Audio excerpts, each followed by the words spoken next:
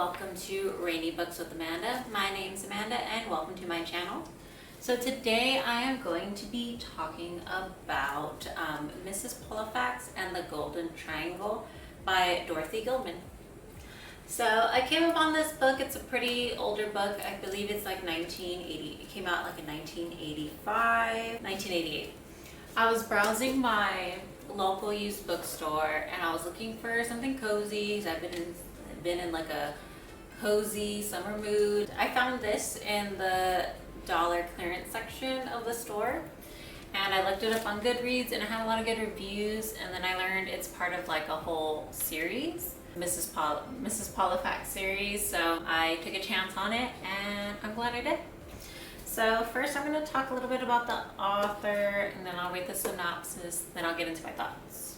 Dorothy Gilman started writing when she was 9 and she knew early on that she wanted to be a writer. At 11, she competed against 10 to 16-year-olds in a story contest and won first place. She attended Pennsylvania Academy of Fine Arts and briefly the University of Pennsylvania. She planned to write and illustrate children's books. Dorothy worked as an art teacher and telephone operator before becoming an author. She wrote children's stories for more than 10 years until she started her adult mystery series on Mrs. Pollifax, which brought her to acclaim fame. Many of Dorothy's books feature strong women having adventures around the world. In 2010, Gilman was awarded the annual Grand Master Award by the Mystery Writers of America. Dorothy spent much of her life in Connecticut, New Mexico, and Maine. She passed away at the age of 88 of complications of Alzheimer's disease.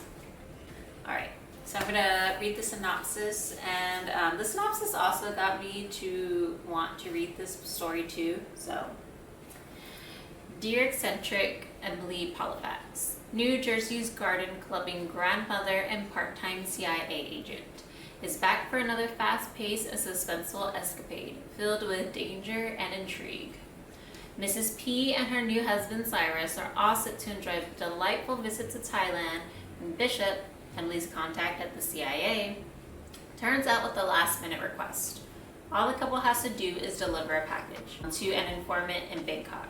Though Emily is still recovering from her latest assignment in Hong Kong, she and Cyrus agree to make the drop, convinced that such a simple service surely will not interrupt their long-awaited holiday. But when Mrs. Pollifax tries to carry out the mission, she is shocked to discover that their liaison has been murdered, and horrified when Cyrus is kidnapped.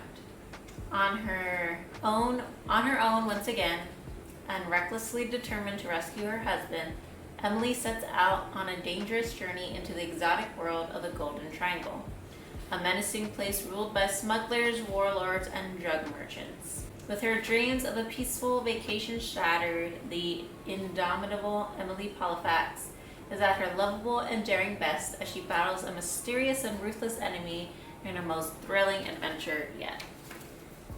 So the word that I would use to describe this book is cozy. There's a lot of people have a lot of different meanings to what cozy is for them, but this book was cozy for me because it felt like I was reading a Murder, She Wrote story. If you haven't watched Murder, She Wrote, it was a show in the, I think, late 70s, early 80s, maybe 90s, maybe a little bit of the 90s, but it's an older show that I would watch with my mom, and we liked to watch it together, and it was about an older woman who would write these mysteries, and sometimes I think they were in her dreams, but other times she found herself in real life situations that were kind of mirrored the mysteries that she was writing. So it kind of reminded me of that. And then fun fact, later on I found out, so Angela Lansbury was the main character on Murder, She Wrote, and she starred in the only Mrs. Pollifax movie that they made in 1999. But yeah, so it just felt really cozy, and it felt really like naturally 80s. You know, I feel like a lot of books now when they're trying to picture something from the past, they really go on to describe their surroundings, and this book didn't have to do any of that. It just felt like it was in the 80s, or felt like it was in the 80s, early 90s. That's probably because that's when it was written, so it was modern.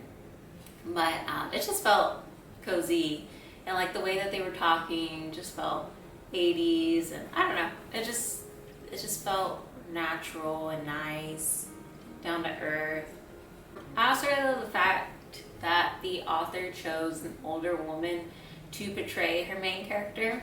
This isn't specific to this story, but I definitely want to keep reading it because I love hearing stories about older women doing amazing things, or just like fun things, or just different things. I feel like a lot of media portrays older women as like old and cooking and knitting, and while women do that all around the world, I love to see older women doing other things, such as like we see all these older men, such as like the 007 guy, James Bond. We see him doing things and he's old. Rocky is old and he still fights, and so it's nice to see an older woman portrayed as doing something other than traditionally cooking and knitting. And again, not that there's anything wrong with that, it's just nice to switch it up a bit. This story is pretty wild. Main character, she goes on a pretty crazy adventure. It's crazy, but it's also, I feel like, believable at the same time. So it's not overtly out of the realm of possibilities, especially like what I imagine, or what most people might imagine the CIA does. It doesn't go too far-fetched, but it's just enough to teeter along those lines, and I feel like it's just a good, happy spot for the story to be in. And then, even though this was the 8th installment of this series, and there's even more after this, I didn't feel too much like I was missing something. They do allude back a lot to the previous story, but it doesn't affect anything, and anything that you need to know about the previous story, they tell you without like overly describing it. They just kind of tell you what happened, so it doesn't make any of the story confusing. What they allude to is not like the biggest, it's not like a big plot point or anything, it's just like minor details. But yeah, overall, I really enjoyed reading Mrs.Pollifax. It's a really cozy murder mystery type of vibe, and it's also not a long read. This was like 184 pages, which is not too bad. So it's a good book if you want to read something not too long, but can also keep your attention the whole time. So if you're into something a little bit more cozier, something a little more older, definitely recommend Mrs.Pollifax, and I'll definitely be picking up the rest of the series. But thank you for tuning in. If you enjoy my content, please like and subscribe, and until next time, happy reading.